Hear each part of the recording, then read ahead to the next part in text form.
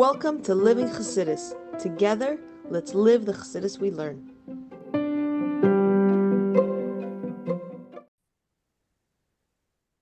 Okay, welcome everybody to Living Chassidus. We have our life skill series.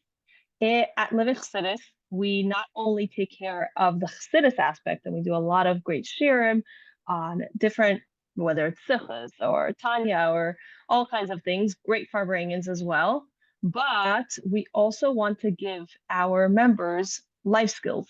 One of our goals is that people should reach a point in their lives and not feel like they have to say, I wish somebody would have told me. So here we are telling you, and we are so excited to have all array of topics from women's health to the one tonight, which we're having in financial education, to we're having one later on about hormones. We're having another one next week about sheitelach, how to shop for your sheitel, how to take care of it. We're having another one about hormone health. So we are trying to cover as many topics that are relevant to you as possible, and we are so excited today to have Mrs. Yael Trusch. And first of all, we have a few things in common, Baruch Hashem. But I will give you her introduction. So Yael is a money coach and the host of an award-winning podcast, Jewish Money Matters, which is also the topic for tonight. Her signature online course, God Wants You to Be Rich, has transformed the lives of countless Jewish women and couples across the globe. And I am so grateful and lucky to say that Yael agreed. She was like, Living Chassidus, I want to do this. So now I will pass the baton on to her. Thank you, Yael, for being here. It was an easy yes. I mean, Living Chassidus, like, hello, you're talking my language. You know what I mean? So Love it. Thank you for the invite. So thank you, everybody. Welcome. Yeah, I think we're gonna get we're gonna do a little bit of my signature style is pretty profound and also pretty practical. So hopefully we'll strike a balance between the two.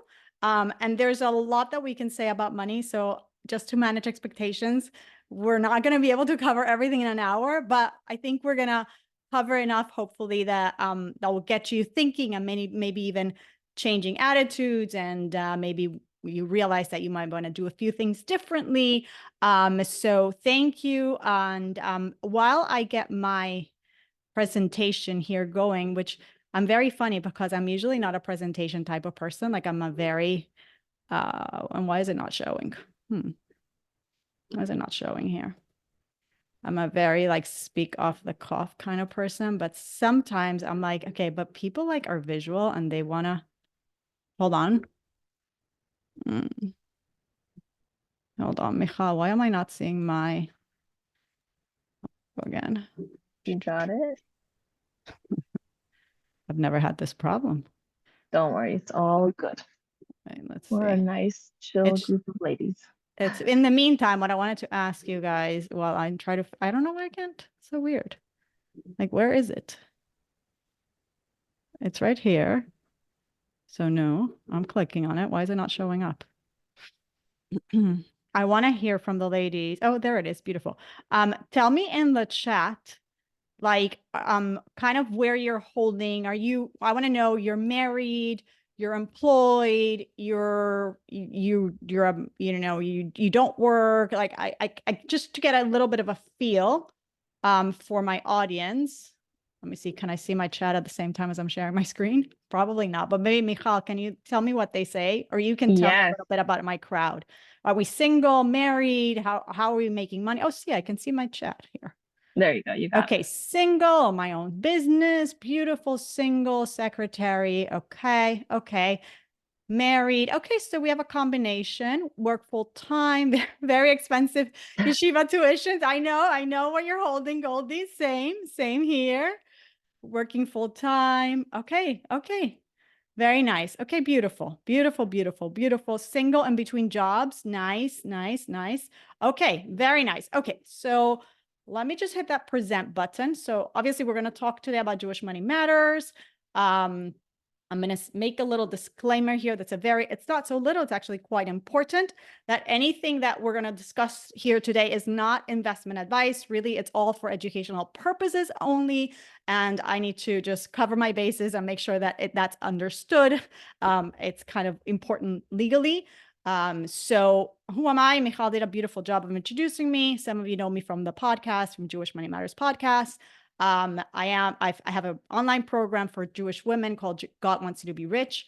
And really what I do, and I teach many things, like Chaya was telling me she listens to my Bitachon class every week, but everything I do is really to help you build a joyful, rich life without compromising on your Jewish values. And, even if right now you don't get along with money, that's okay. We can get to a point where we do build that life. And hopefully today will be a little bit of an introduction to that. And people know me for this, like, no nonsense, like step-by-step educational approach, like no intimidating Wall Street jargon. A little bit about me. I am an introvert. People think I'm an extrovert, but really, because I go on stages and, Zoom rooms like this and stages all over the world, but really I'm an introvert and I love hiding with my books in a cozy corner. So that's a little bit about me. The podcast is right here, Jewish Money Matters podcast. You can find it on every podcast app. Chaya just encouraged me to put more of my episodes on YouTube, so maybe I will do that. Michal, I want to ask you one question, and tell me if this is okay. Should we take questions at the end? That was kind of what I was thinking. Or do you want me to stop and take questions throughout? What do you prefer? I think at the end would be great. And if somebody wants to send one earlier now, if I feel maybe, but I think let's go for the end. Yeah, maybe collect them, and then maybe at the end, you'll kind of spot me with the questions. Okay. Perfect. Yeah. Okay. Sounds good. So Jewish Money Matters. Okay. So let's start with why does it matter? Like, why is this so important? Why is it even a thing? Why are we talking about it? And I think we need to give everything a little bit of context and really understand that that Judaism has a very unique way of illuminating life in this physical world, and financial life is no exception. And unfortunately, throughout this dark exile, Michal, you can see me because I can't see you guys, and it's so weird. That's why I don't like presentations. And I'm wondering how I could see you and present at the same time. Yeah, you might be able to put everybody on the screen above. Let me see. I think there's a view. Oh, yes. Yeah, you see us? I see it. I see you. Yeah. At least I see you. Okay. Guys, if you turn on your screen, you will not show up on the recording. So if you want to turn on your screen and hang out with Yael, even though you will not show up on the recording. Oh, that's great. But at least everybody sees me and they see my screen. So that's good. Yes. Okay, perfect. Okay. So I was saying, exile. Okay. So just like this exile has sort of tainted the way we think about relationships, the way we think about intimacy, the way we think about the way we dress, the way we, do business. So much of how we think and behave in the world, right, has been influenced by views that are not necessarily Jewish views. They're the views of the rest of the world. Well, it's no different with money. And I think it's time for us to come back to what is really the Jewish view of money. And why is it so important is because, let me put it this way, especially because we're in a group of Hasidus. Why is my body so important, for example? Right? Like, we don't believe in rejecting our body, right? We don't believe in rejecting materiality. My body is the house of the soul, is a beautiful resource that God is giving me so that my soul can do what it's supposed to do here. Therefore, I wouldn't even think, and if I do, I have to get help, to reject my body, to not take care of it, right? I know I have to take care of it, right? It's healthy, it's a healthy person knows to be in a relationship with their body that is a healthy relationship, right? I have to feed it. I have to take care of it, right? Same thing with money. Same thing. I'll give you even a little bit of a more dramatic example. And this goes to every resource that God gives us, okay? God gives us the blessing of children, right? I wouldn't say, you know what, let them raise themselves. Let them take care of themselves. No, we know we have to take care of it, right? We have to take care of our children. We have to take care of our body. Same thing with money, guys. Money is a blessing that God gives us, and we have to do what's responsible with it and take care of it. And in fact, just now, this whole time period that we're in, we're coming into Pesach. We're now building the Mishkan in Chumash. It gives us so much insight. If you think about it, the Torah has never been squeamish or like icky about money. On the contrary, I mean, the patriarchs were extremely wealthy. We went into Egypt with a promise of wealth. We left Mitzrayim with a tremendous amount of wealth. We got wealth, even more wealth at the splitting of the sea. And what was all that wealth for? To build the house of God in this world. And what are we doing till today if it's not that, right? We're doing that. We continue to do that. And so we have to have that perspective that Judaism doesn't want us to reject this. God wants us to embrace it. God wants us to have a healthy relationship with it because we need it in order to advance our mission in this world. Materiality is very important to fulfill the messianic vision that God has planned for the world. So it happens here. The Mashiach happens in this physical world. Therefore, we need the epitome of materiality is money, right? We need that. We need it to do mitzvahs. We need to do everything. So once we start getting that perspective, it's like a whole game changer, right? It's like, no, this is something really cool and really positive. I hope, I mean, at least it excites me, to look at it like, you know what, when I'm taking care of my money and I'm actually literally serving Hashem. I'm literally fulfilling it. It's part of me fulfilling the mission for which I'm created, bringing Mashiach. So it matters, and it matters a lot. As Jewish people, we shouldn't be taking it lightly. However, if I would ask you guys, and I'm asking you, I want you to put on the chat, how do you normally feel about managing your money? Probably before I gave you the pep talk. Like if you tell me or give me emojis, what would you say? How do you normally feel about, money or managing money? I want to hear something. Having a very hard time. Yeah, exactly. Like, right? Or I would put like a cringe, emoji, like with, right? Exactly. So very often we really feel it's very uncomfortable and we're scared, right? A lot of feelings. So, or we might feel like we just want to bury our head in the sand. And many of us do that. And I will admit that I used to be like that. And let's whatever, let somebody else take care of it, and so what could be happening is a few things, is that we adopted, like I said, this non-Jewish money mindset that kind of makes us feel like, no, it's it's the root of all evil, or it's going to be at the expense of my spirituality, and like stuff that is not really Yiddishkeit. And I'm not going to get too in the weeds of it, but I think you guys get the idea. And if you listen to the podcast, there's been a lot of discussion on this topic extensively. And people like Rabbi Shea Staub have talked about it with me on the podcast, and Y.Y. Jacobson and Simon Jacobson. So we've had a lot of very in-depth episodes on this, on really the real clear, clean, unadulterated Jewish view of money. And maybe in the Q&A, if you have questions, we can get a little bit more into it, okay? There's also the aspect that we'll look at a little bit more in depth today, which is, very often we didn't get an education on how to do this thing, how to do this money thing within the natural world, because obviously we're in this world, so we kind of have like, what are the parameters? What are the rules of the game? Like, what are we supposed to be doing? Yes, Yael is telling me it's important. God wants me to take care of it. God wants me to have it. He's giving it to me. And now what do I do with it? And I have to take care of it, just like I take care of every other blessing that he gives me, right? So we haven't had maybe the education or the management skills to do that.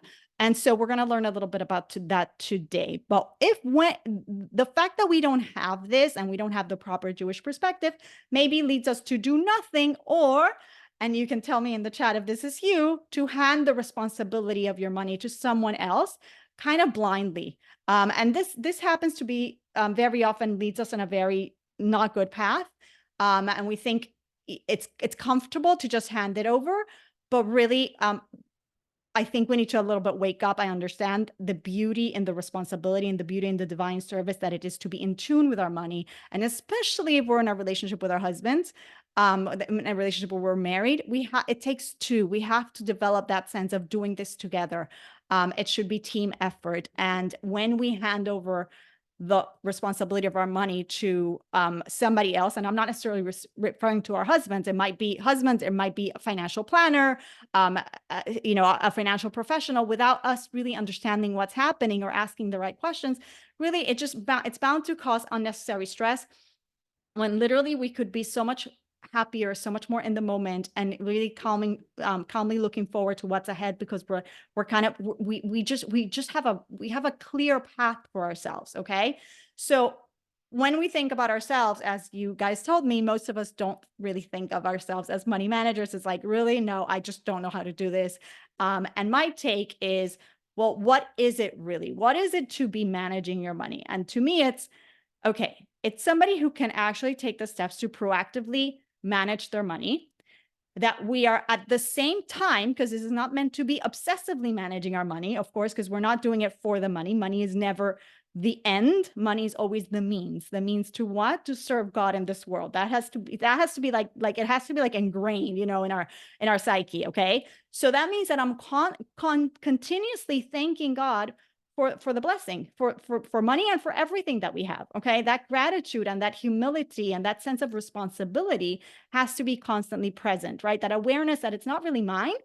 It's a gift that God is giving me so that I do all these wonderful things that I have to do in this world, right? And at the same time, this comes with something really, really important, which is we do all this money management, so to speak, with full reliance on God, that he's taking care of us the same way he's done from beginning to end, right? While I do my work in the world. And that becomes this joyful, amazing money manager that, hopefully we can get. So yes, we can be a money manager. It doesn't have to be scary. We can be involved. And the reason we can be involved is because, bottom line is, yes, your creator assigned you this role. It's by virtue of him giving you money in this world, he's saying you can do this. Okay. It is part of you serving Hashem. Okay. So there's no reason to reject it. We got to be involved. Okay. So it is a privilege. It's a responsibility that God gives us, and we should welcome it with joy and with love, instead of, the dread and the fear and the going like this, right? Again, if God is sending it to us, and he always is, and we can have a whole conversation about, abundant mindset and all that. Maybe, I don't know if we'll have time today, but he always is. It means that we have what it takes to manage it. Okay. All right. So, and here's kind of the punchline to all this. And I think we need to get this piece, and this, I guess, hits at the abundance mindset, is the bottom line. And this, for anyone who's right now struggling, and I feel like most people I know after October 7th, October 7th, there's like a state of constriction on many areas. Like, we all feel squeezed on so many levels. Finance is not being an exception. Like, there's nobody I know, really, even people with very, very high net worth, who are not in a crunch. Okay. There's something going on. Regardless, we have to know that this is all part of developing a relationship with our creator, because at the end of the day, God wants us all to have. He's not stopping the flow of it. He wants us to have, because again, he needs us to have to do. He asked us to do here, like I said before. Okay. So we have to get in our heads like, no, God wants me to have this, and it's okay for me to want to have it, because I have such a clear why that's aligned with my soul's mission. I'm not wanting this for self-serving reasons. I'm really wanting it to serve him. And whenever I'm in that place, God really opens up. Like, think of anything that you've done with a really clear, pure intention of serving God, how the Yam Suf opens for you. And I'm sure, and Michal, I know you're in Shlichus, so I know you've experienced this many, many times, right? So with our finances, it's really no different. God is constantly giving. Those of you who go to my Bitachon class, like, you understand, like, one of the 7 qualities of God is that he's extremely generous to the deserving of the undeserving. Like, literally, the flow doesn't stop. So he wants us to have it. So let's show up, right? Let's show up for that. Like, what do I need to do to show him that I'm going to be this super trustworthy agent of this resource that he has available, that he should say, you know what, she should have it, right? Okay. So that's the goal. So for anybody who wants, this is not opening now, it's opening at the end of the year, but you can get on the wait list for that program. So I put the link there. But disclaimer, it's not opening soon, but you can still get on the wait list if you want. Okay, so now practical. How do, as Jews, how do we allocate our money? Okay, so there's them, there's the world around us, and there's us, okay? The normative personal finance will tell you the following. We save, we invest, we spend, and then we give. That giving is the last one by design, because again, it means that once I've done these things, I've saved, I've invested, and I've spent, then of course, if I have left over and I'm a generous individual, of course I should give. We Jews flip this paradigm on its head. We actually give first. And obviously this is something that we all know, but you'd be surprised how many people know this and yet have a really hard time putting it into practice. I'm again, not an exception. I was this person.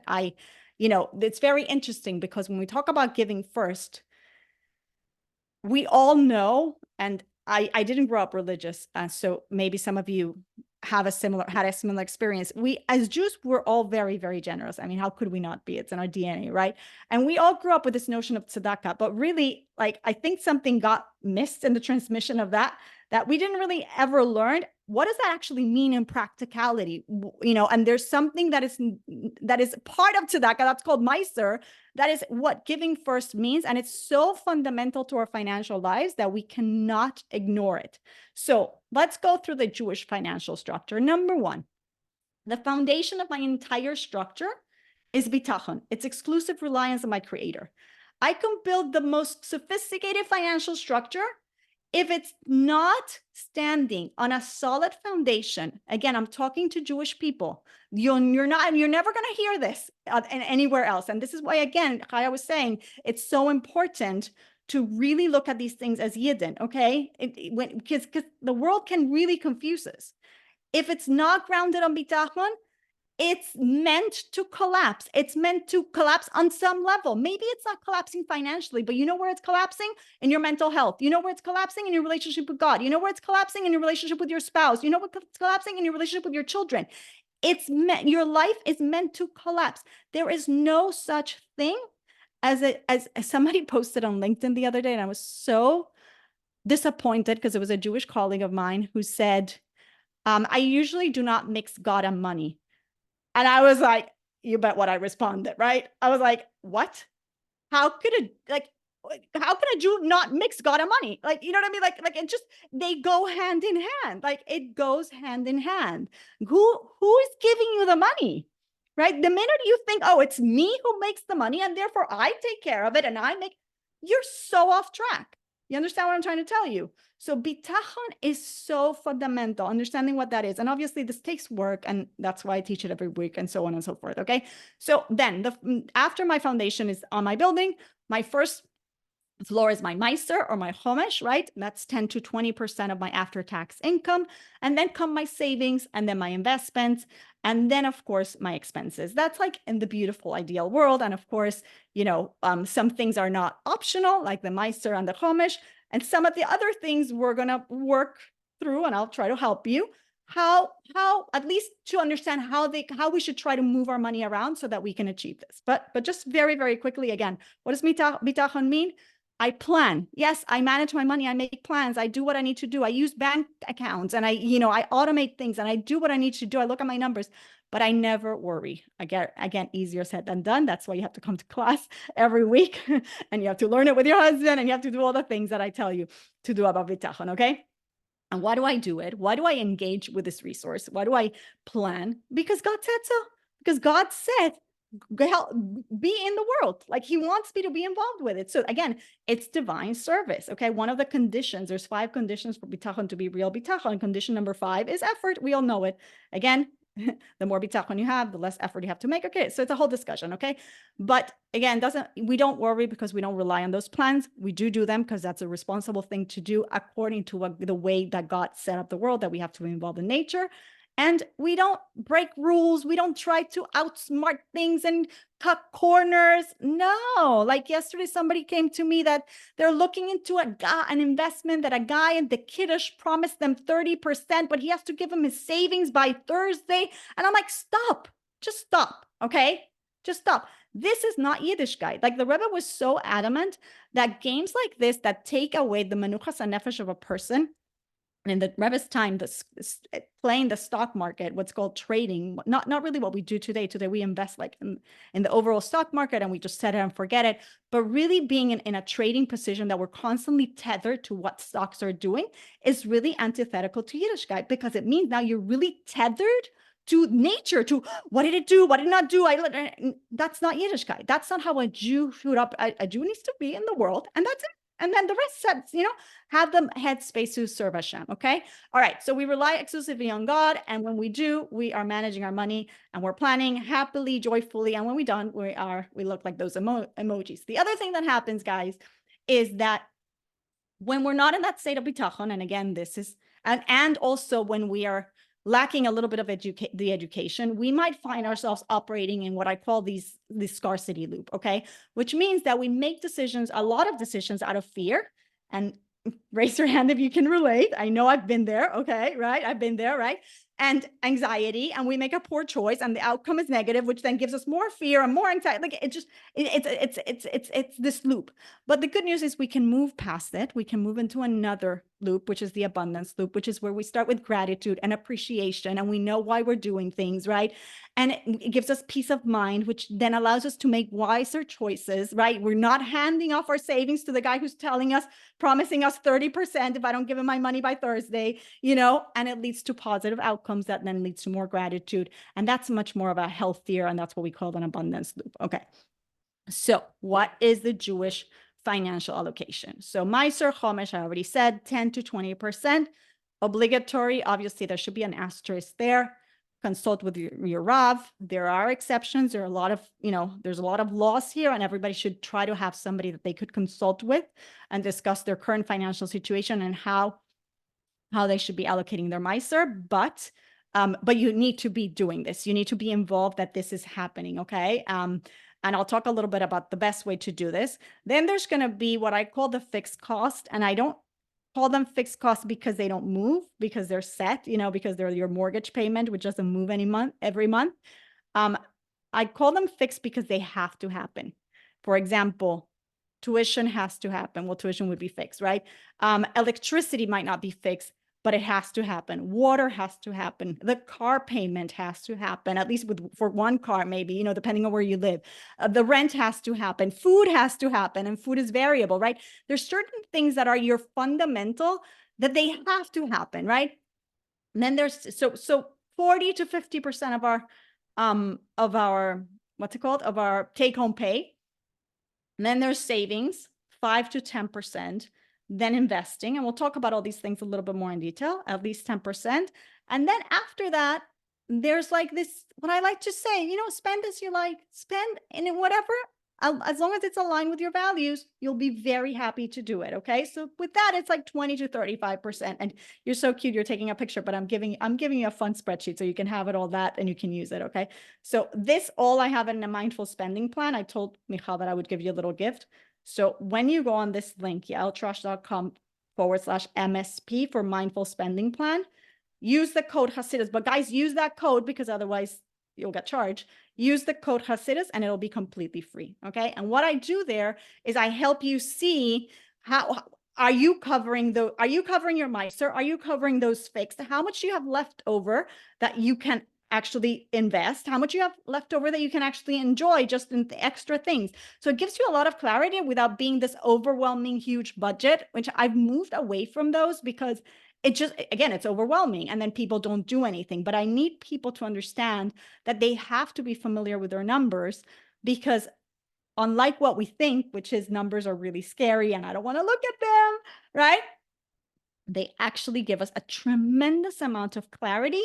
And for anybody thinking, yeah, but I know the kind of clarity they're going to give me, they're going to tell me that I don't have enough, I will challenge you to try it, and you'll see that it's actually really empowering, because it's very empowering to actually know where you're holding rather than this whole huge blown out of proportion kind of like idea. I think I know, no, like numbers are numbers. Like let's get familiar with them so that we can actually make decisions, because I need a starting point so that I can move forward. How am I going to start if I don't know exactly where I'm holding? So that's why I designed this mindful spending plan, because I want people to really have the clarity without the overwhelm. So check it out over there and get it for free with the code Hasidus. And you'll see. Okay, so now, what kind of accounts? Really practical. What kind of accounts should I have? Okay. So for my expenses, you all know this. You have a regular checking account. Okay. When it comes to Meiser, you guys, again, I talked to a couple last night. One of her real discomforts with her money is that, as every Jew, they're very generous, and she's very generous. But guess what? She feels always that that money's leaving. People ask them for money, and it leaves, and then she feels really bad because she needs money to go to the grocery, and and she always feels like really, it's not a nice feeling for her to give anymore, because it's like it's always leaving for other people. And the solution to that is, well, you need to have a Meiser account. And many people are not taught this. You need to have a separate account, and I encourage you guys to make it like a sub savings account from your checking account, or a savings account connected to your checking account. You need to have a Meiser account that when you get paid, and many of you told me that you're full-time employees. I think there was one business owner. So that might be a little bit more complicated, but we can discuss that as well. You get paid probably bi-weekly or whatever it is, right? Twice a month. You just take that 10% or that 20%, whatever you might decide, and you automatically transfer it into that account. And then from there, that's where you give. Now, that doesn't mean that you can't borrow against yourself if you want to give somebody and the account is in zero. And by the way, this is the only account you'll always feel great about it getting to a zero balance. And that's what it should do. It should constantly be getting full and emptied, full and empty. That's exactly what it's supposed to do. So let's be excited about that. That means we're doing the right thing. Obviously, there's a step above that, which is really tracking it. And that's even more ideal. Like not just separating it and putting it there. That is a level, and it already ensures that we're actually giving the 10%. But an extra level of assurance is if we actually track it with a spreadsheet. I actually happen to have dropped my trusted and loving spreadsheet that I used to teach everyone to use and everybody loved, for a new app. I didn't write it here, so you guys take note. It's called EZ Meiser, like E and the letter Z, right? The letter Z, Meiser, and it's free, and it's so amazing. And now I do it all there. Okay, so that's just a little tip so that you can track it, but definitely open the account. And I want you guys to think about, and I know that a lot of people already bank with these like really big traditional banks like Wells Fargo and Bank of America, and I shouldn't be throwing out these names, and Chase. A lot of these big institutions don't have a lot of flexibility, and they're really frustrating. So I'm just giving you the tip. If you can try, I know it's not something that we can do overnight because we have so many things linked or whatever, but try at least to make it a goal, like something that you're looking towards, to try to move away from these banks and move to bank with an institution that offers you multiple sub savings accounts, that gives you no fees for transferring, no fees for low balance, because again, your Meiser account is going to be on zero. So you don't want to be working with a bank that's going to be, again, that you're going to have to keep an account, but then you have to calculate. I mean, you have to give an amount, you have to keep an amount there, but you have to calculate that you haven't given that amount of money. It's just, why should we do that? And obviously we want to make sure that it's FDIC insured. That means that the U.S. government is insuring your deposits up to a certain amount, $250,000, and there's more details to that, but that's important to know. So this is just like little tips that sometimes we don't know, but it just makes managing our money so much easier and so much more convenient, because a lot of these things are really organization. Like people always ask me, and I say, look, managing money is 20% like strategy and 80% organization. Like it really is. And we just, life gets busy and we tend to set things up. And like, I met somebody the other day who has 11 credit cards, and like, it just, and 3 bank accounts with 3, I mean, it gets very complicated for no reason, just because we move and we this and we change, and it gets very disorganized. So the more we can get a little bit organized, I mean, I'm not a professional organizer, but if we can like Marie Kondo the situation, the better we are. So I highly recommend that we look into financial institutions that have these things. Okay. So now how do we allocate? Okay. So when it comes to our savings, I want you to think in 3 buckets. Okay. I want you to think bucket number one, opportunities. That means to say the things that the world outside of our world calls emergency. They call it an emergency fund. I'm sure many of you have heard this, right? I like to call it an opportunity fund. That means to say that, yeah, your pipes broke, but maybe it's an opportunity to do some work in the kitchen that you wanted to do for a long time, right? Let's reframe it, right? Or it might mean that you take a sabbatical and you start a business, or it might mean that, I don't know, you have to take longer maternity because you had twins or whatever it is, right? So that's money that you have to think of as liquid, because if you need to use it, you want to make sure you have access to it. Now, how much is that money going to be? It depends on everybody's risk tolerance, but our goal should be pretty much, people in the industry, in the personal finance space, recommend 3 to 6 months of living expenses. And that would be kind of like the bare bone, maybe that category in the mindful spending plan that's called fix. It's like the things that need to get paid, so that in case we lose our job, in case we're in a transition with a baby or, some situation, right? We have some liquidity to work with. Again, I know for some of us, this is a real challenge to get there, but I'm just giving you the idea. And those of you in the group who are younger and have the luxury of starting early to do these things, please take me seriously.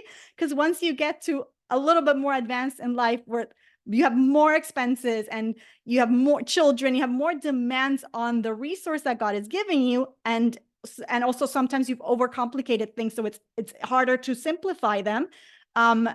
These things are harder to do. So for those of you who are younger, the older ones in the group are telling you, just listen and do this, because I wish somebody had taught me this when I was like in my 20s. Okay. So savings, think of opportunity fund. Okay. That's liquid money, 3 to 6 months of expenses. Then I want you to think of your joy bucket. My joy bucket is short and medium-term goals. That's money that stays, again, liquid, semi-liquid. That's, I have a bar mitzvah coming up in 3 years. That's, we want to go to Eretz Israel in a year. That's, I don't know, I want to remodel my kitchen in 5 years, something really within that, this year to 5 years, for some people, maybe 7 years, but really it's short term to medium term. Okay. We're not going to tie it to anything that then I can't get access to. We're going to leave it pretty liquid. Okay. And then we have our future bucket.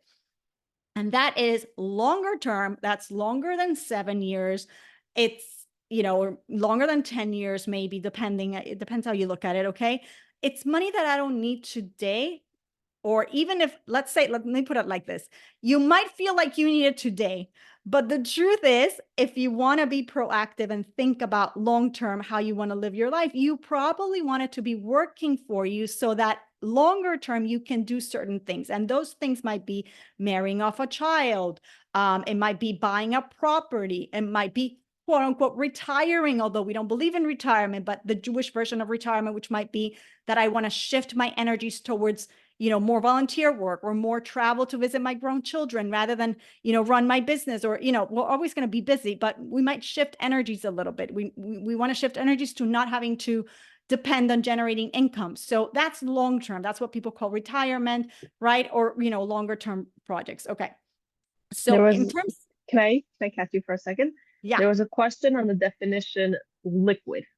Oh, sure. Nice. Thank you. I'm glad you asked, because I don't want anybody for jargon to be something that stops anyone. Liquid means I have access to it right away. Like I can go on my debit card and take the money right away. Okay. Whereas non-liquid, it means I might have to sell an asset to get access to that money, right? So to give you a classic example, you might own a property, right? That has a value, right? Let's say that property is worth $500,000. That's great, but it's not liquid, meaning if I need the money tomorrow or in 2 weeks because I really need to pay for my daughter's wedding, or obviously I could take a loan against it, but let's say I lose my job, right? I need to pay the mortgage. I can't just sell my house in 2 days to make that payment, right? It's not liquid, right? It's tied up. So liquid money means I can just, at the click of a button, get access to my money. Does that clarify it? Does that make sense? Okay.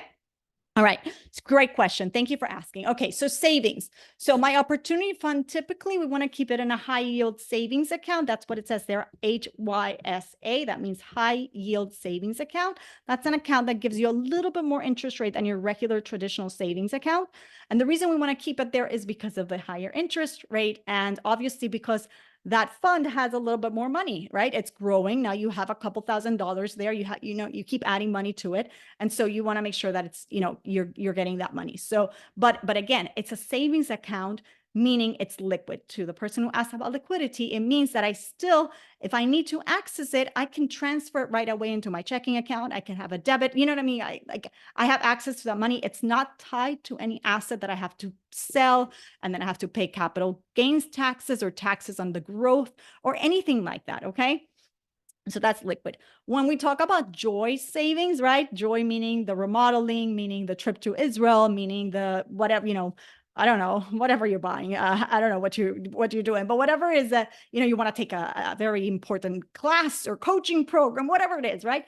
So typically we can leave it in those regular sub savings accounts. That I like with different banks. Capital One is one of my Capital One Bank is one of my favorites. There's also a bank called Ally that's also really good about this, giving you sub savings accounts. Again, they're free and you just have everything very organized and you can label it. Like one is called Meiser. The other one can be called Bar Mitzvah Trip. The other, or Israel Trip or Bar Mitzvah or, whatever it is, right? Or we can put the money in a high yield savings account. Those are always good options, okay? You could also do the following for short-term goals. There's also something called certificates of deposit or U.S. Treasury bills. I can talk about that maybe at the end a little bit, but just so you're familiar with the lingo, these things are also options. The thing is that they tie your money a little bit longer. Like usually, you'll buy it for a certain amount of time, and then after it ends, then you can get the money. So it's not as liquid, but you might get a little bit of a return. But if we really want liquidity, probably a high yield savings account. Okay. We don't want to keep more than a year's worth of living expenses sitting in a bank account. That's way too much money, okay? It really, really is. You want to do, like, if you have more than a year's worth, you want to be doing something more with it because, again, you want to make sure that your money is always keeping up with the rate of inflation. That's how our money loses purchasing power over time. It's something called inflation, okay? So if a savings account is giving you 1% and the rate of inflation is 3%, then you're not keeping up with it. And so that's why we want to, whenever we're thinking about longer term money that we don't need access to, we want to make sure that it's doing something a little bit more than that it's working for us so that it's growing, okay? So don't leave so much cash beyond a year. I once got a call from somebody and they had literally I don't know, almost 2 years worth of living expenses because they were so nervous that they could lose their money, right? It comes from a place of fear, but it wasn't such a financially smart idea. And also because it was more than what the federal government insures per account. So you're at risk of, if something happens to you as economy, you lose the money. Again, I'm not saying that we should worry about these things, but it's just good things to know that are kind of like practical things to know. Okay, investments, guys, which is kind of like the big topic that we could probably have a whole session just on it. So this is just like a little bit like touching the surface only, okay? When we talk about investments, I'm not talking about real estate today. I'm talking literally something that everybody has access to. It's low-hanging fruit. It does what it needs to do, and that is stocks and bonds. What are stocks and bonds? Stocks means that I take ownership over a company, right? So Michal has a company called Living Chassidus. She opens it up to the public market, and people like you and I buy portions of Michal's company. And Michal also owns a portion of the company, and we all have a little part of the company. And whenever Michal ends her year and she has profits, she divides the profits amongst her owners, and those are called dividends, okay? Now, I'm not saying to anyone that we go and pick. If we were to pick Living Chassidus, that would be a very good one, okay?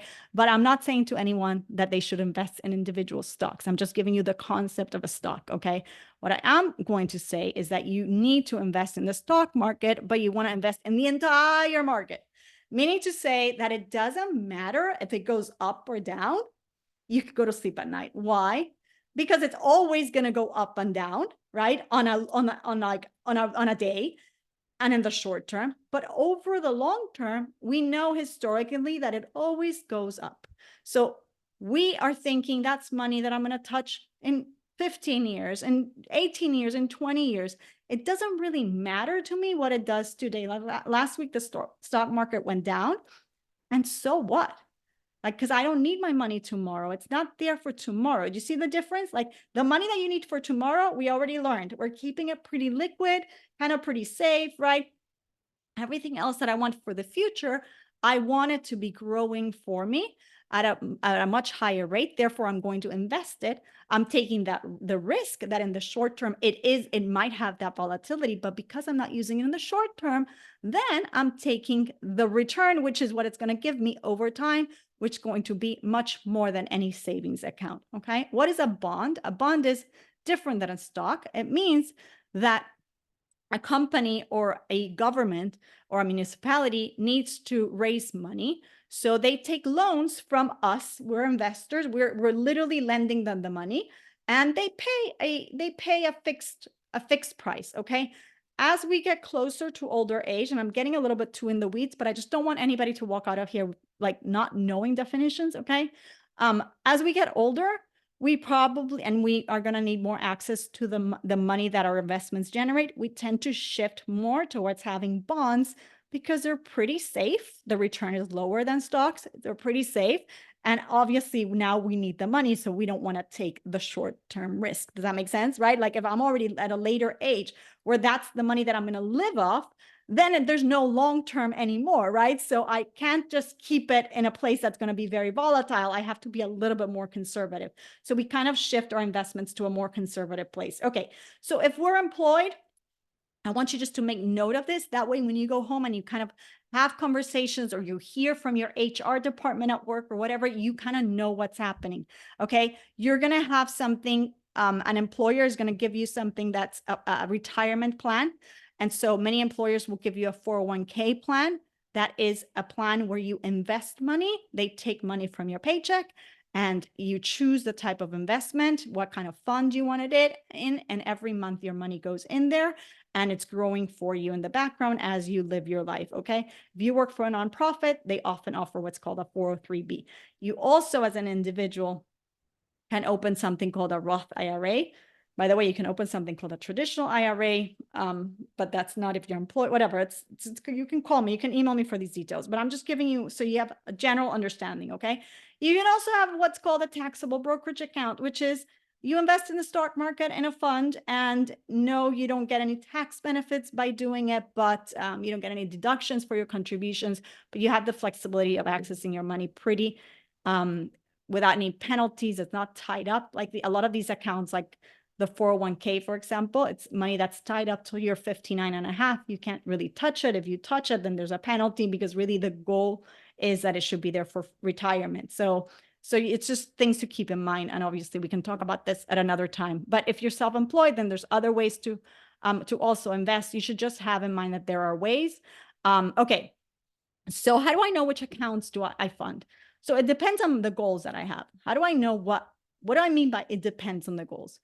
Goals need to be values-based and they need to be numbers-based, meaning to say a goal is not the same as a value. A value is, and everybody's going to have different values. A value is something like self-growth, my faith, my shalom bayit, my family, freedom, what's another?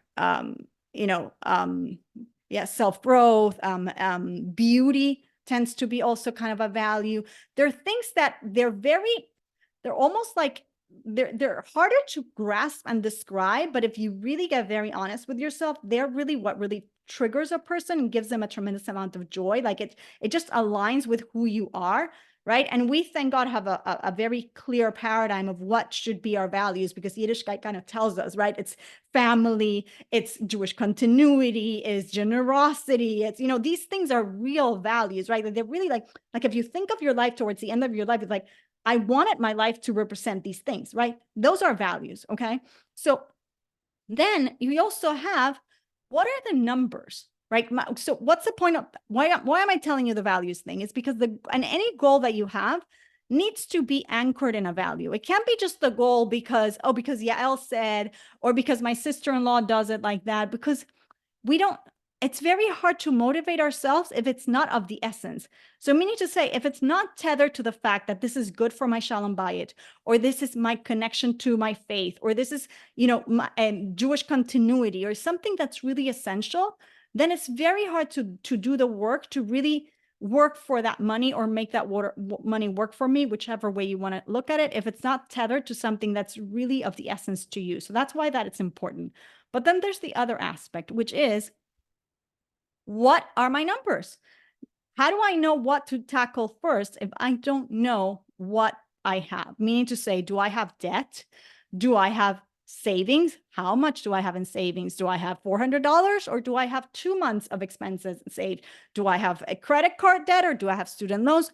All these things, these numbers are going to determine what I do first and what I do second. Okay. So numbers based means, okay, what is the amount of debt and savings that I currently have? I have to know that. And again, this is why the mindful spending plan is actually really good. Okay. If a person does not have high interest credit card debt or personal loans, then you have a green light to focus on saving and investing goals. You can start tackling the opportunities, the joy bucket, and the future bucket right away. So, all them out, good for you. Now, if you have credit card debt, I'm going to go through this super quickly because there's a lot more that I want to cover. Then there's ways to get out of it.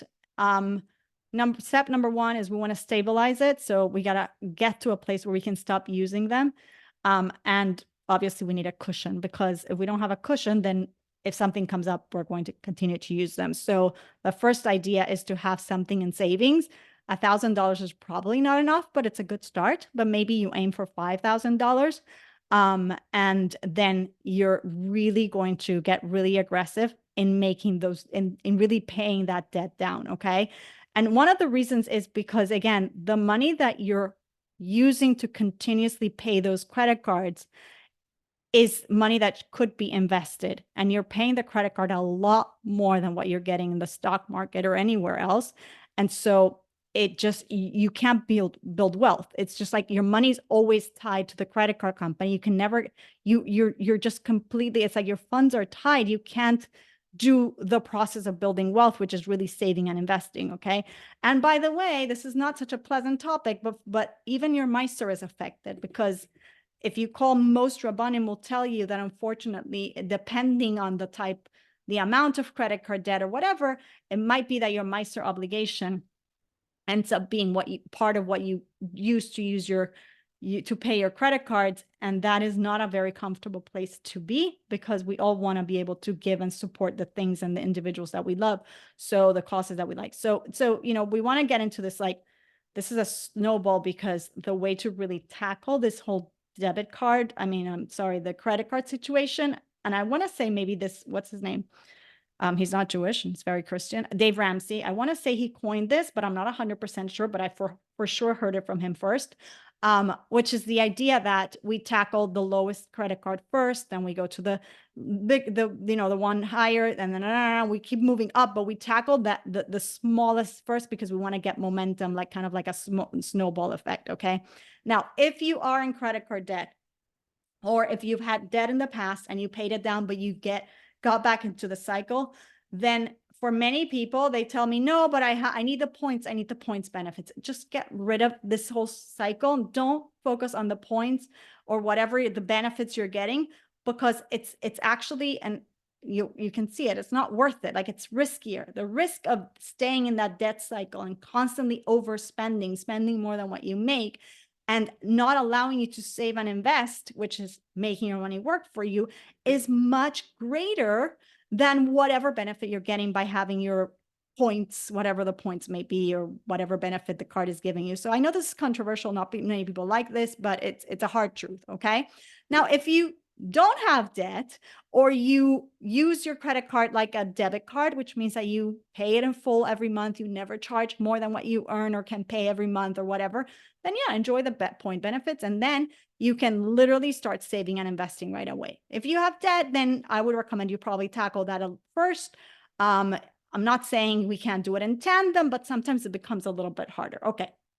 So how much do I put towards those savings goals? Okay, so now, or debt repayment goals, whatever they might be. Okay, because if you have debt, you got to see, how do I repay this debt? I have $50,000. I want to pay it. I don't know, in 2 years. Okay, so it depends on how much income I make and what are my expenses. Same things with the savings, right? I need to know what my income and my expenses are. And like I told you before, we want to make sure that we're saving 5 to 10% and we're investing 10 to 20%. Again, this is recommended. I don't want anybody to say, well, if I can't save that much, then I might as well not do it. Just start wherever you are. Like, building the habit is so much more important. And I'll tell you a little secret. To me, it's so wonderful that God gave us the mitzvah of Meiser, not for many reasons, obviously. And this, not the one I'm about to tell you, not the main one, but the kind of like the fringe benefit is, and this is God's wisdom, is the same habit that we're supposed to build, the same muscle of pulling 10% of our after-tax earnings and setting it aside to put it away, is the same literally exact psychological muscle that we need to put money aside and just not touch it. Okay, so once we've built that habit of learning that not everything that we get is what we live off of, it just becomes so much easier. Like, when we know, no, not everything that I get, I got $100, 10 are not mine. Oh, and another 10 are also not mine today. They're for my future, right? So it's the same mechanics. And sometimes people don't realize that it's such a blessing to have that, because once we built it in, it's much easier to manage our money, because it really is the same mechanics, okay? So I mentioned this before, and this is why investing is so important, is because a lot of people think, okay, so really to be wealthy, you have to be a high earner. The truth is, wealth and financial growth is not a function of how much you earn. I work with people with very, very, very high income and with very, very little wealth built, okay? Your ability to build wealth or to grow financially is a function, directly related to how much you save and you invest, okay? So that's really important. So even if you don't make, especially those of you, again, I'm going to stress this, if you're younger and you don't have as many financial commitments as some of us do, please, this is the time to start to getting used to putting your Meiser aside and putting money for yourself aside. Getting used to that is going to help you so much more later in life, because it just becomes a habit, okay? All right. So I want to make sure that I'm making money while I sleep. And that means that my money is earning in dividends, like I mentioned before, that all those stocks that are, that I invest in a lot of stocks in the whole market, those companies are paying their profits. They're called dividends. And that's how I'm making my money. There's also interest that I'm making in my different savings accounts, or if I'm invested in certificates of deposits or any other, kind of things like that. And there's also capital appreciation happening in the background, meaning to say that all those companies are growing over time, right? The economy grows. It always grows over the long term, right? Why? Because Hashem made humans want to always evolve and improve. So you always see that we're moving forward. We're moving towards a beautiful, wonderful world of Mashiach. So the world, it gets better and better and better and better. I don't have to tell you that. We live in such an incredible world nowadays compared to our grandparents' world, right? So you can be sure that things are going to appreciate over time, because we're constantly, as humans, evolving and bringing innovation and creating more in the world. So that's capital appreciation. That means whatever you invest in, it's growing. And we want to make sure that when it comes to our dividends that are coming into our accounts, those profit payments from the companies and the interest, those are compounding, meaning that they're growing over time. And I think it was Einstein who said that compound interest is the eighth wonder of the world. And whoever understands it earns it, and whoever doesn't pays it. And we know it because we pay it in those high interest credit cards, right? Why are those credit cards spiraling out of control so quickly? Because of the power of compounding, right? The power of compounding. They're charging you interest on interest on interest on interest, on not just on the money that you spend, but on the interest on the money, and it just keeps compounding and compounding. So the earlier we start investing, the better, because the more compounding works for us. And time is going to be the most important factor, always, and a lot more than the amount that you invest. Okay, so I'm going to show you little numbers for the number people in our group. And by the way, I happen to not be a very numbers person. I mean, I love numbers, but I'm not obsessed with them. But this is kind of a powerful graph to show you the power of starting early. We're running out of time. And it assumes that you take $300 out of your paycheck and you invest it every month from the age of 25 till the age of 65. And you see that if you start at age 25, you end up with over $1 million. But if you start at age 35, putting $300 a month away, then you end up with a little less than $500,000. At age 45, you end up with less. And so the point here is the earlier we start, and it can be something as little as $300 a month, even though that might seem like a lot for some of us, depending on the stage in our life. But most people start with, let's say, even $100 a month. And as they grow, they might start increasing it. Then you increase it to $200 a month. Then you increase it to $300. Then maybe you get to a point where it's $500 or, $1,000, $1,500, whatever it is. The idea is just start, okay? All right. I'm not going to go through this because I think you guys get the point and I want to get to questions. And what do I invest in? Okay, this is kind of like a tricky and important question. And it's tricky because I'm giving it to you without giving you a whole class in investing, but at least I want you to say, I heard that and now I want to find out more, okay? Again, when I say investing, I want you to bear in mind that what you're looking at it is the total market. And then within the total market, there's a few ways to do this. There's something called mutual funds, which tend to be really pretty high in fees that you end up paying those fees. And then there's something called low cost index funds, or ETFs, exchange traded funds, that do the exact same thing, meaning they have all the companies in the market or all the companies in what's called the S&P 500, which are the 500 largest companies in the United States. They're all in this fund, but they don't charge you the high fees that mutual funds do. And there's reasons for this, and call me to give you the reasons, because if I do it now, we're never going to end, okay? But I at least want you to know it, okay? And even Warren Buffett says that, even though he's like the biggest investor, he says that 99% of people should really just invest in index funds, okay, with very low cost, where you can go to platforms like Vanguard, Betterment, Fidelity, Schwab.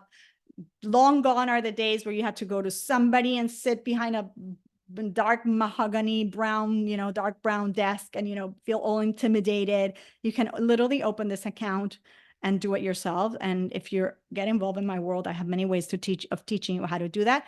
Okay. Bottom line is, guys, no one is going to care about your money more than you do. Okay. Nobody's going to care more about your money than you do. So we have to work constantly in our bitachon, which is kind of a little bit how we started on that foundation of the structure. And at the same time, then we have to go in the world, in the weeds of it, and take responsibility and manage the money, but with a mindfulness of why we're doing it, why this is important, and take it seriously because it is a responsibility. Now, at the same time, that seriousness does not mean that we don't do it joyfully. We have to do it with joy because, again, it is part of serving Hashem. And by the way, I'll tell you something that's often overlooked, is that there is a really direct correlation between being a happy person and being wealthier, okay? Or at least being happier with your money and being able to generate more money, okay? There is something to being in that higher vibration that attracts, that God says, oh, that person is ready to serve me, and opportunities land at you. And actually, even without that, we can say like happy people gravitate towards happy people, opportunities gravitate towards people want to work with happy people, right? So you're going to get more opportunities, more connections. There's just something about it. So now that we're in the month of Simcha, I wanted to mention it. Okay. So the reason that we do it, really is, because God is asking us to do it, and he's giving us the merit to do it. I mean, it's a huge schus that he wants us to do it. So just to leave you a little bit with this, because it's actually something that I talk about a lot, is, okay, Yael, how do I even stay on track? Like, how do I tackle these things? I like what you're saying. I know I have to do it. Look, I love something called a money date. We can also call it a money party. It depends, whatever you want. It doesn't matter the name. The idea is the same. The idea is like this. You have scheduled times on your calendars, and I put calendars here because most of us are married, okay? But even if you're single, you should still start having these. And this is a time where you discuss anything and everything that has to do with your financial life. This is really a time. And all the to-dos happen during that time. They don't happen during bath time. They don't happen at random times. They don't happen like none of that, because then it just creates stress in the marriage and conversations that nobody's ready for, and it's just not a good recipe. Okay, during these money dates, we tell our money where it's going to go, and we do it based on our values, right? The values are always going to help us make those trade-offs, because we're always going to have to make a trade-off, right? And so the values are going to tell us, recently I had to make a decision whether to go to a wedding, but I also had a lot of very important values aligned expenses. The wedding was fine. I mean, but it was a wedding. It was a wedding. It was out of town. It was in Latin America. It wasn't a family wedding. So it wasn't family. It was friendship. It was just the daughter of a friend. Okay, fine. And at the same time, I have a big bar mitzvah.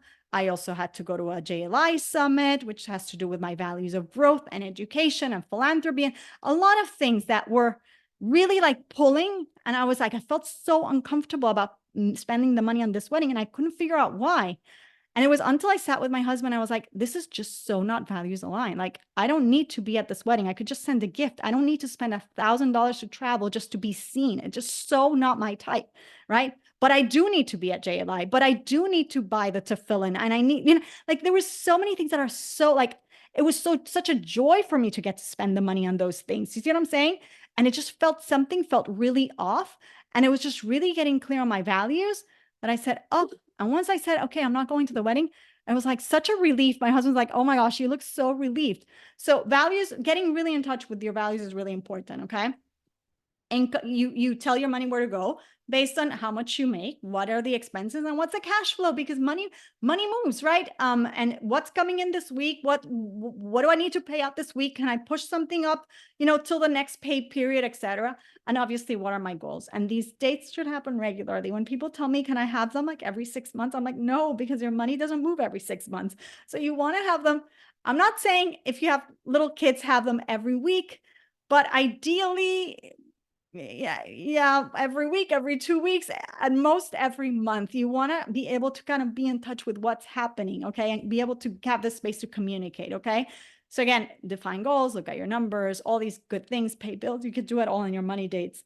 Amazing. Okay, so now I do want to restate this, because I think this is going to be a really neat tool for you guys. So again, the mindful spending plan, yaeltrusch.com/MSP. And Michal, you can send them this again later if you want to, and then remind them to use the code so we can get it for free.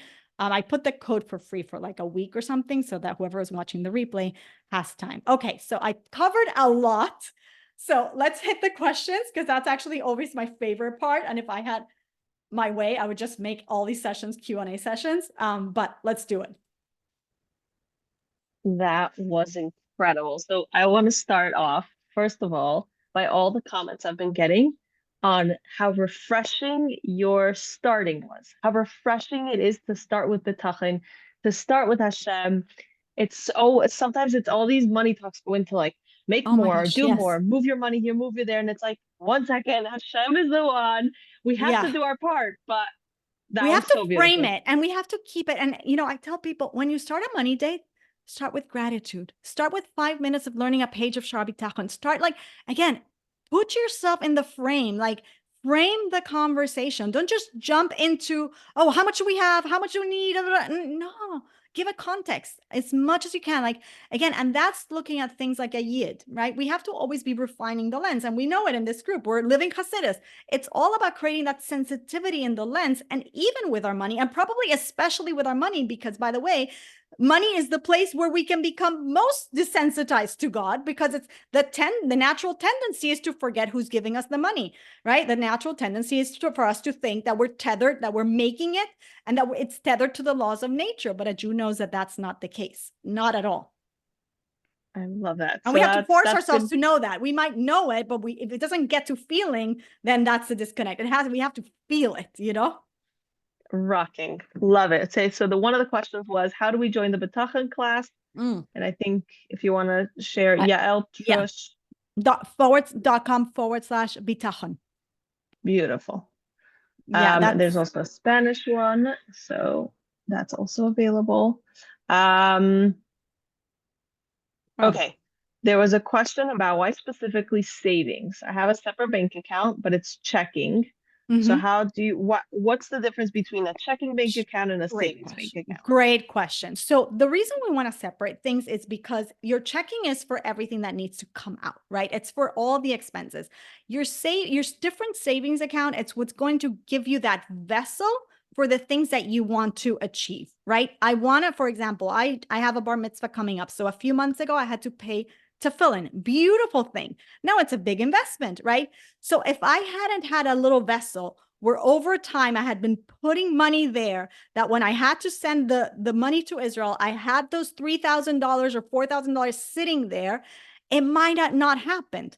Do you understand what I'm saying? So it's giving it intentionality, because if everything just stays in a checking account and everything gets mingled and it allows you to just kind of spend and spend and spend. But what we're trying to do is say, okay, what are the things that matter? What are the vessels that I need to build so that those things happen, right?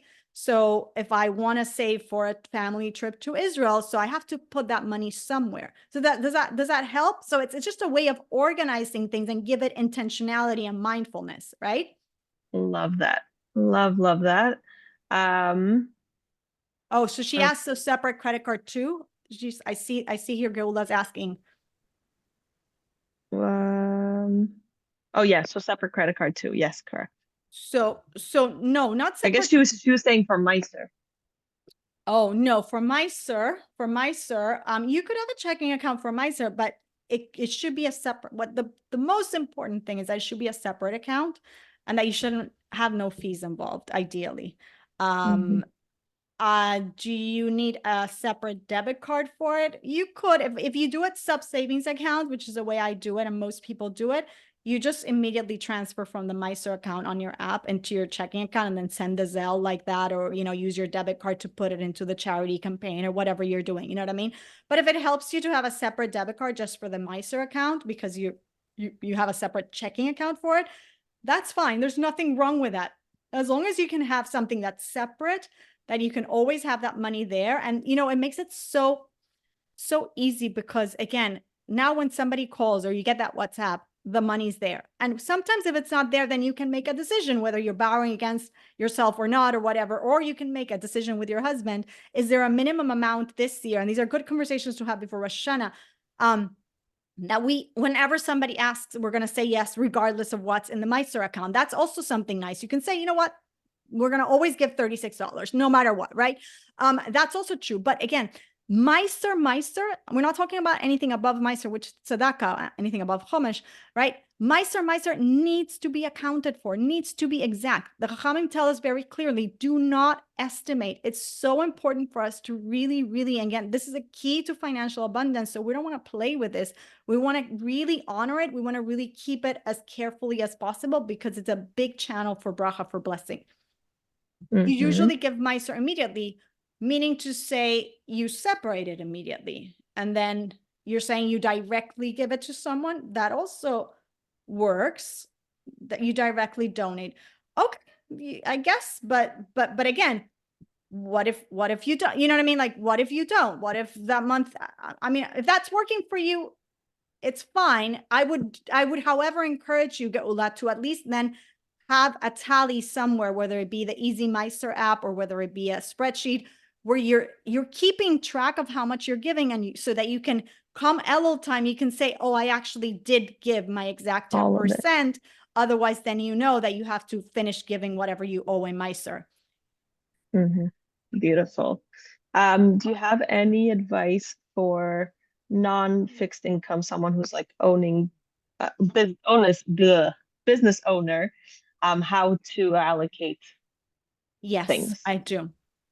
1 second. Ruth just checked and she said she applied the code and it didn't work. I'm quite surprised, because I tested it this morning, but if it doesn't work, then after this, I will fix it and I will let Michal know. So thank you for letting me know. So weird, because I did test it. It should go to 0. It should not be 27%. It should not be $27. Once you apply the code. You know what? You could also use this code. Use this code. This will also take you to 0. Shayna, I just give it to Ruth. You can put it in the everyone. But I think Hasidus should work. I actually don't want people to use Shayna because I'm not sure if it's going to work. So I'm going to delete that, Ruth. Delete message. Okay, back to the question. Is it I'll meant to check be on that. all caps? Maybe. Could it Yeah, be? it has to be all caps, I think. So try that. Back to the question. Yes, that Remind works. me, Michal. All caps, just work. Oh, Okay, beautiful. so Hasidus all caps. yeah, Hasidus in all caps. What would be some advice for someone who's a business owner and it's Yes. not fixed income? Phenomenal question. Okay, if you are a business owner and you're not in fixed income, are you already paying yourself salary? That's my question number 1 to this individual. Are you paying yourself salary somehow? Because some business owners are still keeping like the money in the business. So if you're paying look, sometimes we're already paying. The reason I'm asking the question, if you're already paying yourself a set salary, then things are going to be easier. If you're not paying yourself a set salary, then I want to encourage you to decide on a percentage that you will pay yourself. Meaning to say, you take, let's say you had a client that paid you $10,000, right? So many people take the $10,000 and they like, Pesach is coming, I take the $10,000. The problem with that is that financially becomes very complicated. Also, you need to be saving money for taxes. And also, it really hinders your business from continuing to grow. Ideally, you would want to decide on keeping a certain percentage inside your business. So let's say 50% stays in the business, $5,000, okay? And $5,000 are your salary, let's say, for example. If that's the case, okay, the $5,000 that are in the business now are going to be used for taxes. Let's say you take 20% of that and you put it aside for taxes. Then there are also going to be operating expenses. And then there's saving within the company so that you can invest in bigger things. Now, the $5,000 that you paid yourself, okay, so the 50%, the other 50%, then now you would allocate it Meiser, right? So $500 goes to the Meiser account. Saving, let's say you have you're working towards your opportunity fund. Okay. So let's say you put 5% that. Let's say you're working also towards your son's bar mitzvah. Another 5% goes towards that. You get to decide these percentages. Okay. And let's say you're also already putting money in in an investment account in Vanguard, right? 5% goes there. So you see what I'm saying? So now from your business, you've created the system where every time you get paid, you take a percentage and you pay it to yourself, and the other percentage always stays in the business. Within the business, how does it get separated? It gets separated into taxes, into operations, and into savings for the business, right? And then the payment that you make yourself gets separated in the ways that we talked about before, which is your Meiser, your opportunity savings, your joy savings, your investment savings, like those 3 buckets. Yeah, make sense? Amazing. Loved it. The next question is, which institution for savings account do you recommend? Oh, well, for high yield savings, I think that's probably what she means. Because typically for regular saving, we just mean like if it's just like something, sub savings account that like just our regular savings account. But once we're starting to put a little bit more money, or that we wanted a little bit more, sometimes more arm's length. So what I recommend is look how much is the high yield savings account paying in your bank, in your regular institution, or just do a little search what other institutions are paying. You don't want to tie yourself up into something that's like super not convenient. But I, for example, like using Betterment because I invest with Betterment and they have a pretty decent rate, although rates went down recently. So it's not as nice as it was, but it's okay. And also it's a little bit away from the rest of my money. Like even though Capital One pays something similar, like I like it to be, like I like that bar mitzvah to fill in money, you know what I mean? Like to be away so that it doesn't There's Out of no sight, out of mind. Yeah, there's no temptation. Like it's just me sending out there's more friction. It's not that I can't access it. It's very liquid, but there's more friction. I have to go to another website. I have to transfer it. It's going to take 2 days, right? There's very little friction if I go to Capital One and I just in a button just transfer it from my high yield savings account into my checking account, right? So you got to know yourself also, right? You have to a little bit know yourself. So check there. Also, Vanguard, I invest with Vanguard and they have a pretty good high yield savings account. Just do a little, kind of like search, but start with whoever you bank with and then see if you want to venture out to another one of these institutions. Yeah. There's also Marcus. Oh, Marcus. Yes. They're great. Marcus is great also. And Marcus does have, also lets you have the sub savings account and all that. Yeah. Yeah, I love Marcus. Yeah. Okay, there was a question about, you were speaking about values and also at the same time investing all around, the SPF 500. And so what if, it's like, it feels funny. I'm investing in a company. I completely disagree with what they stand for. Or how do you, Right. So great question. So here, first of all, we're not going to invest in individual companies. Second of all, the company, again, if you have very, very strong feelings, and I respect that, I happen to be a person that is a little bit more detached from these things. But if you're like, you feel very, very strongly that you need your funds to be environmentally friendly or, be only funds of select companies that do certain things that to you feel very important, right? That they don't pollute. Like, again, the thing that's coming to mind is the environment, but there could be other things, right? Then there are funds to be found like that.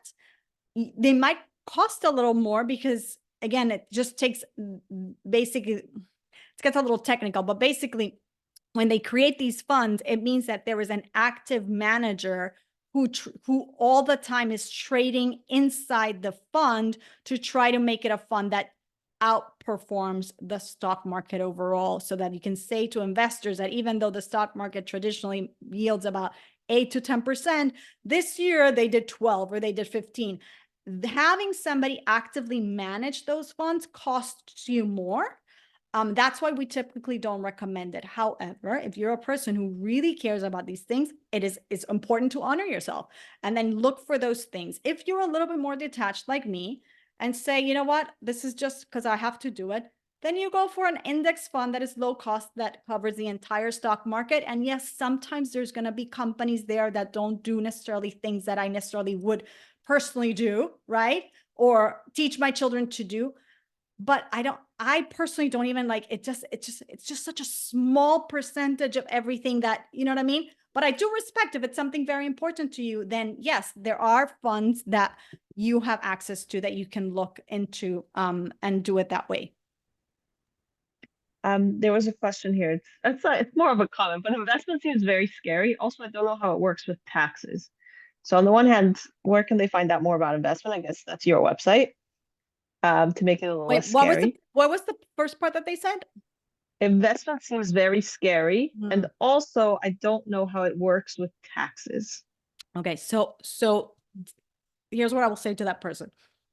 Download the Mindful Spending Plan so that you can get in my list, and I'll send something on. I have a really detailed class on investing. And I'll make sure for this group to give you something like special, like I'll do some sort of discount or something, because I know it's a big topic and I don't want people not to at least start learning the fundamentals so they can lose the fear. Because a lot of the fear is just not knowing the language and not understanding it.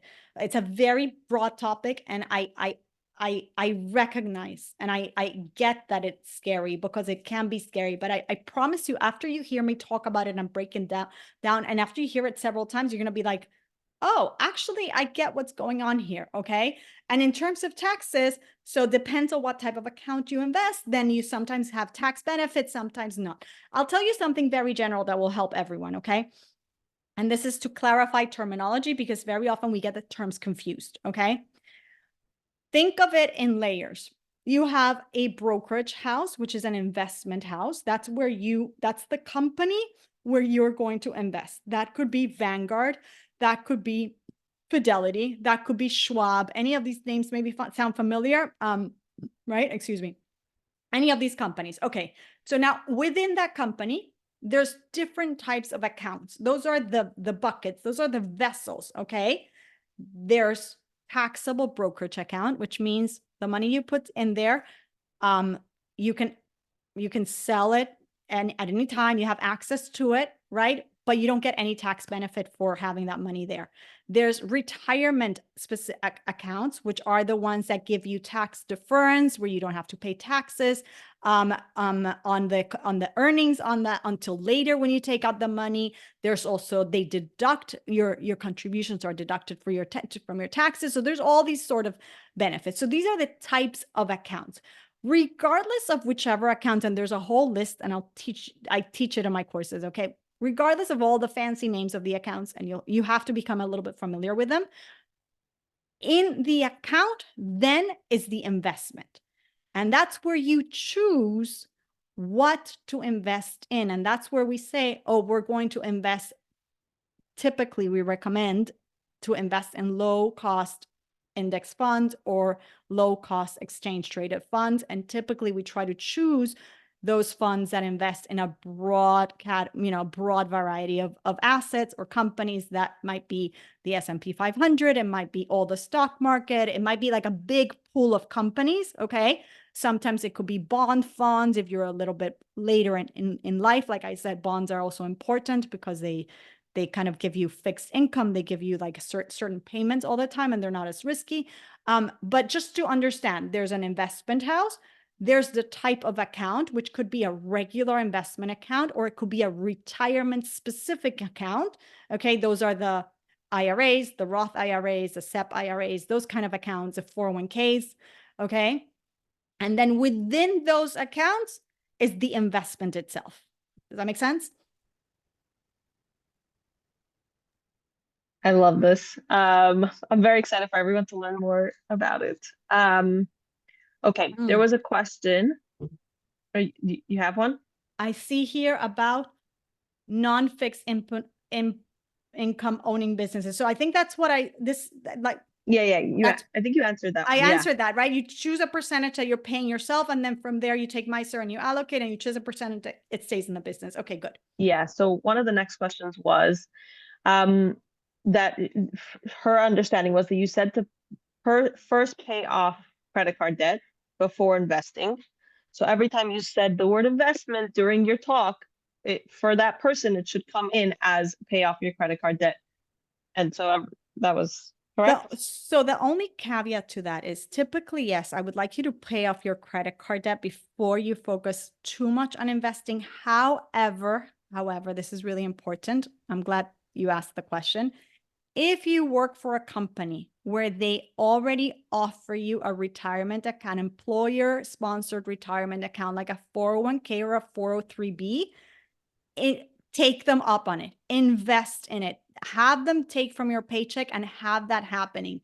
Don't delay that happening while you're paying your debt. If you're in a different situation and you think you have enough discipline to tackle the debt quickly, and the commitment to do so, then maybe don't invest yet and tackle the debt. That it's a little controversial because, again, time is important, but sometimes it's hard to do both at the same time. And sometimes the incentive to tackle the debt, part of the incentive, aside from, I think MISR is a bigger incentive, but part of the incentive is like, oh, I actually want to have more money to invest. So you could do hybrid. You could be paying down debt and also investing at the same time, a little bit of a hybrid approach.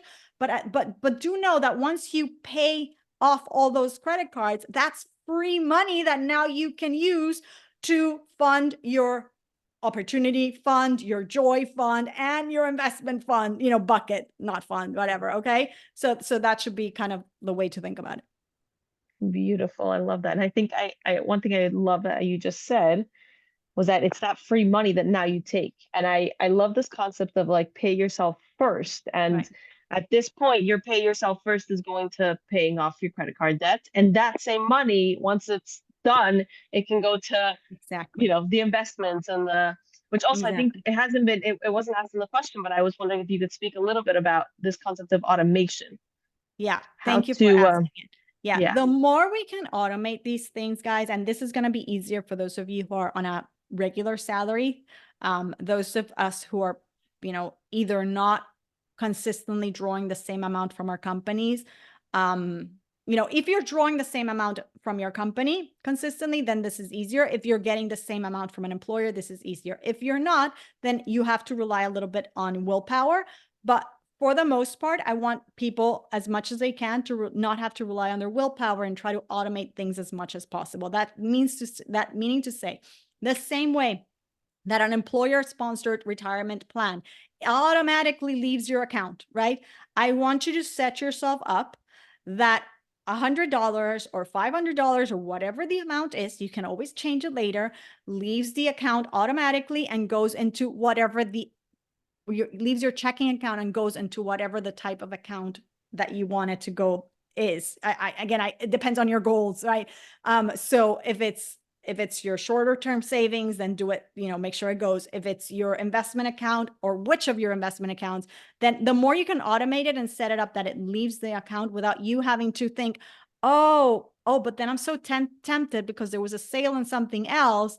So then, you rationalize not doing it. So if it can happen without you having to use your willpower, it's so much better because it's going to happen yeah, no matter what. And I want you guys to also think about like a toothpaste tube. How many times has it happened that you're running low on toothpaste and you go to the grocery store and you totally forgot to replenish and you're like, oh shoot, I'm not going back till like for another 5 days or whatever, right? And somehow there's still toothpaste coming out. I don't know how it happens, right? But you get to squeeze it. So I want you to think a little bit like that. Like if we set it up that we pay, just like we pay Miser first, we pay ourselves those goals, whatever those you may have defined them to be, first or second to Miser, then they're getting done. And then you get used to working within whatever's left in the tube of toothpaste. Obviously, those of you, like I said, who are younger, who have less pulls on your income, right? That's going to be easier for I recognize that for many of us that is harder, but at least have that visual in mind that it would help if we can always get used to living with less and making the money work for us again. But it can't be from a place of fear, you guys. It has to be from a place of love, of service, of values. You know what I'm saying? Not from panic or obsession or anything like that. yes, I love that. That's a great mindset. Another question is, how do you know which category a mutual fund is in? Oh, what you mean? What does it invest in? Like what kind of investments a fund is? So it'll typically tell you if it's a tech fund, if it's a high growth fund, usually it has a lot of tech companies. So it typically will tell you kind of what kind of companies the fund is investing in. Sometimes it's a industry fund, so it invests it invests in telecommunications company or whatever. Oh, if it has fees or not. So all of them have fees. So that's what she's asking, if they have fees or not. All of them have fees. What you're looking for is a fee called expense ratio. Typically, you want to find out what is the expense ratio of this fund. And so to give you an example, a Vanguard total market fund, I looked this up last night because I was having this conversation. I believe VTI is the total market, is 0.03%. That's all you pay. Okay. That's all you pay on your money. Whereas you might have another fund that is total market, but it's run a little bit differently because it's actively managed. It gets a little technical.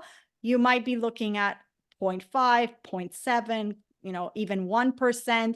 So these things seem like trivial because like, who cares? It's 1%. But if I showed you the math, money really, like that's a lot of money over the life of your investments. That really should be yours. It should not be paid to somebody else. So whatever, the point is, look for something called expense ratio and try to, again, most ETFs and most index funds have pretty low expense ratios, and you can find those at Vanguard. You can find them on Betterment. You can find them on Fidelity, Schwab. Just look at the section where it's exchange traded funds or index funds instead of mutual funds. I guess that's the way to maybe help you there. But I think maybe a bit of a deeper dive into investing will clear it up. Amazing. Okay. It should be under 1%. We want to keep it on for sure under 1%. Like I said, you can be invested in the total market for 0.03%, right? Or in the S&P for 0.08%. So that's a big difference. Okay. So Right. definitely as way below 1%. Love that. Okay. That gives a lot of clarity and how to find it. So thank you so much for that. There was an anonymous, there's an anonymous question. Yeah. Go for it. No, I see that somebody's asking about when your employer is matching. Okay, this is very important. When you have an employer who's offering you a retirement plan, very often they will match whatever you invest up to a certain percent.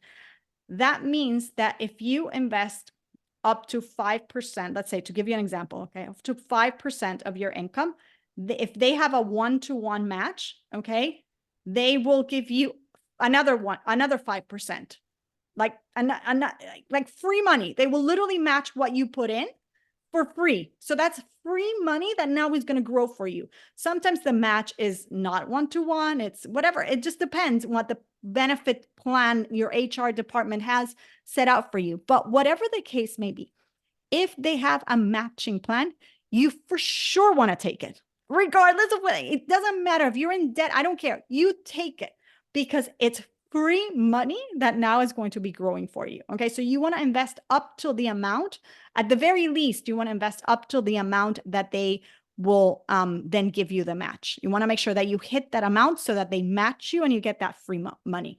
So you push yourself. Don't say, oh, whatever, I don't want to invest so much because I really need the cash. No, if you need to be putting in their 5% or 7% or whatever to get them to give you free money, and sometimes it's half of what you put, but it doesn't matter. It's still a significant amount of money over the time that you're working for the company. Do it. It's really helpful. Love that. Okay. There was an anonymous question.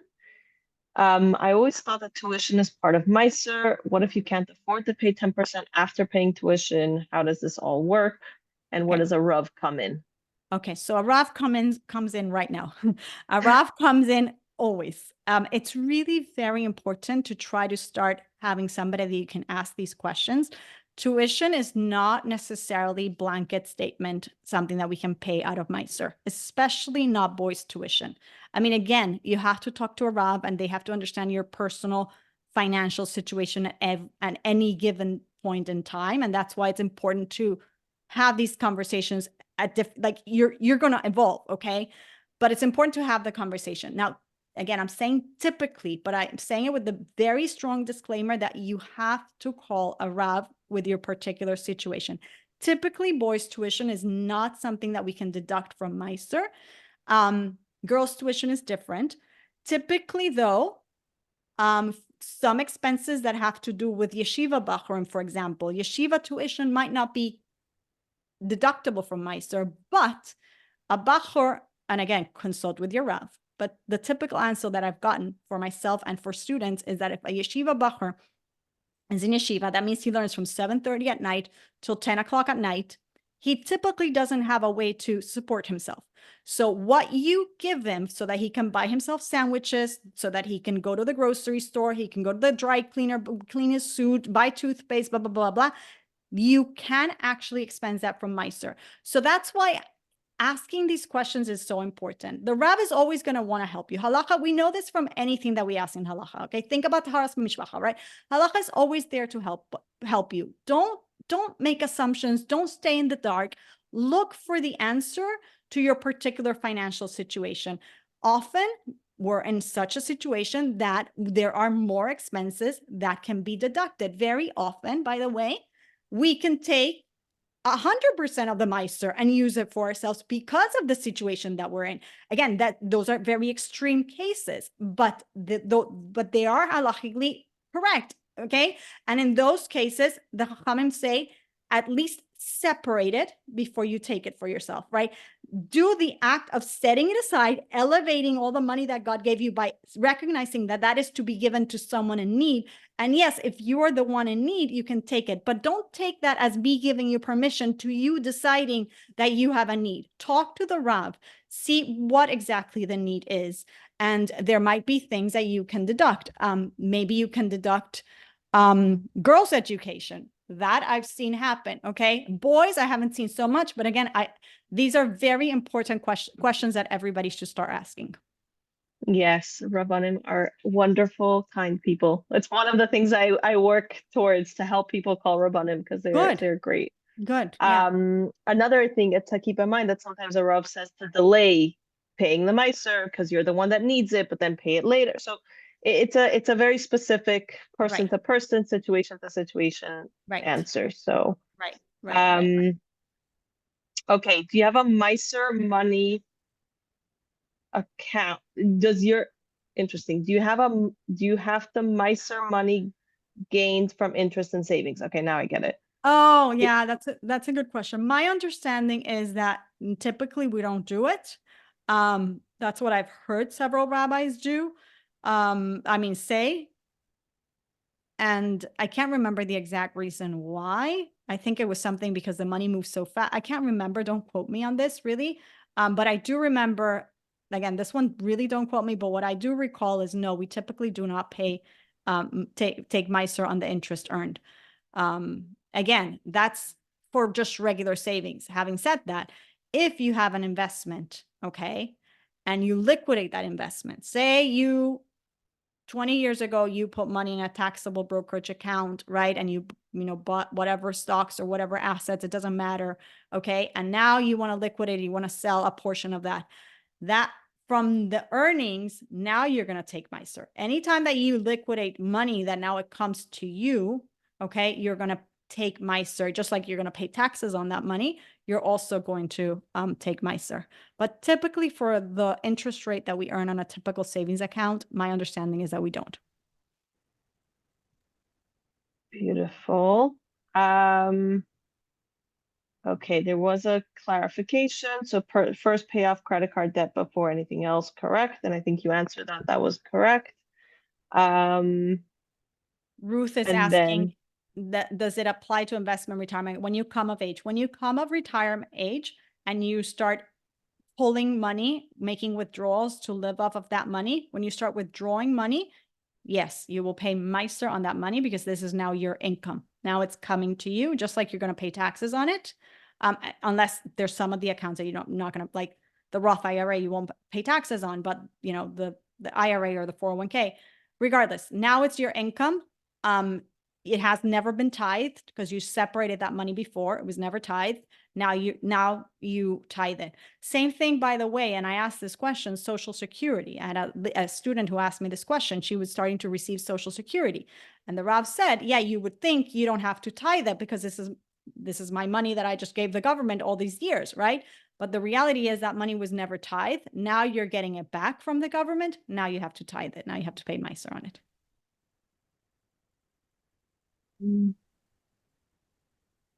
How is freelance different than a small business owner, or is it the same?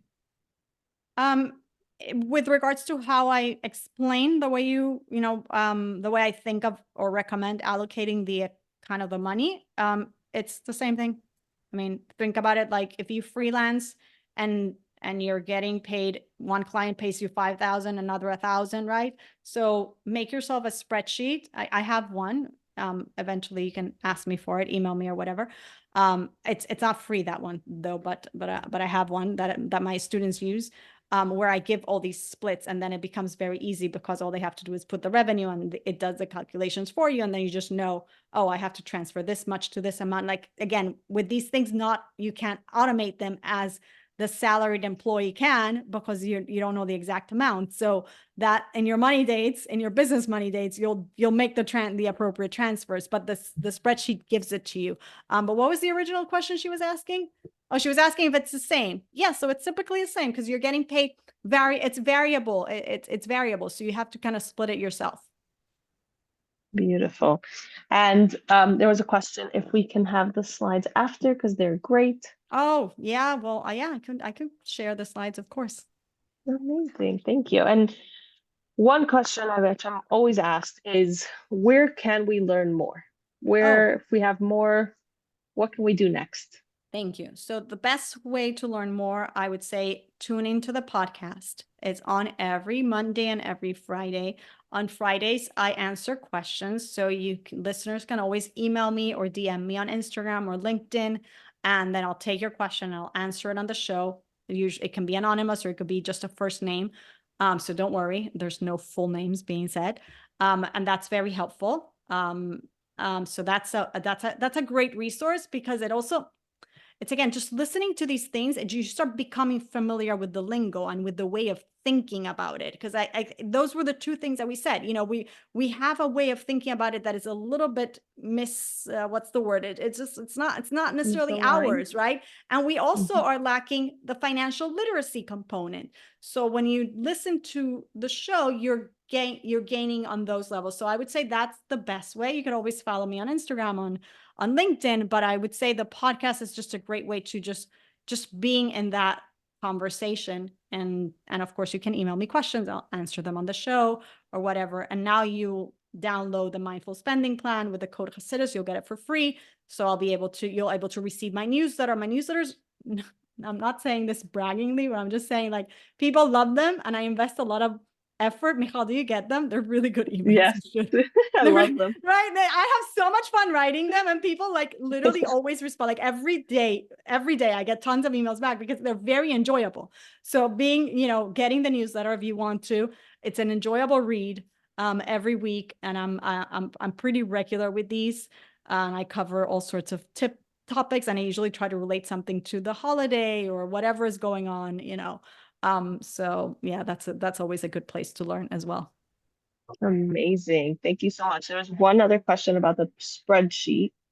What is the spreadsheet called when we look for it for your own business? Oh yeah, Chaya. So you're talking about the revenue allocation spreadsheet. You actually have it, Chaya, because it's part of From Purpose to Profit. You actually already invested in it. It's part of your program. That's great. Okay, so I'm putting that. Oh, whoops, I sent it to you, but I'm putting that there.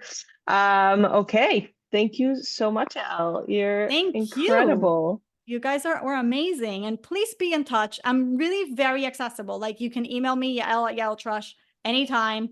If you have questions, I'm very accessible. I'll answer them on the show and I'll send you a link. Sometimes I even answer you straight in the email. It just depends how complicated the question is or whatever, or how pressed for time. But I really am. I'm a DM away on LinkedIn or Instagram, an email away, and I'm happy to just continue. And I always like hearing from people because it lets me know what do people need more of, and that gives me the ideas for new episodes or new workshops or new classes. So stay in touch, because if you have the question, it means other people have the question. So let's help each other out by having the conversation. It's incredible. And also the entering this topic without fear, with the knowledge that Hashem is here. We have to do our part. We make the keli, but Hashem's the one that fills it. It just makes it so much sweeter and so much more enjoyable. Yeah. Thank you. Thank you so much. Thank you everybody for joining. And as Hashem, we should have more great conversations. Thank you so much, Yael. Amazing. Thank you guys. Take care. Happy Purim. You too. Happy Purim.